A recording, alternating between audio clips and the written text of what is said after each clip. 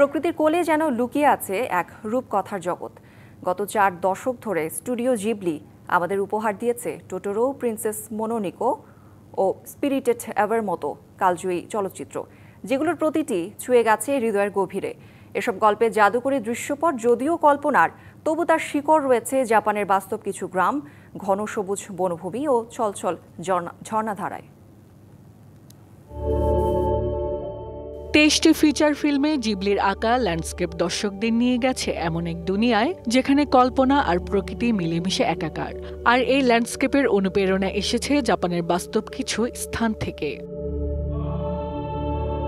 ইয়াকুশিমা দ্বীপের 1000 বছরের পুরনো সিডার বনকেই ধরা হয় প্রিন্সেস মোনোনোকের অনুপ্রেরণা হিসেবে। ইউনেস্কো ঘোষিত বিশ্ব ঐতিহ্যের এই বনকে স্থানীয়রা মনে করেন গাছের আত্মাদের আবাস। জাপানের প্রাচীনতম উষ্ণ প্রস্রবণ দোগো অনসেনকে ঘিরেই গড়ে উঠেছিল স্পিরিটেড অ্যাওয়ে এর অস্কারজয়ী স্নানঘরের দৃশ্যপট। 3000 বছরেরও পুরনো এই বাথ হাউস এখনও গিজগিজ করছে পর্যটক আর জিবলি ভক্তদের পদচারণায়।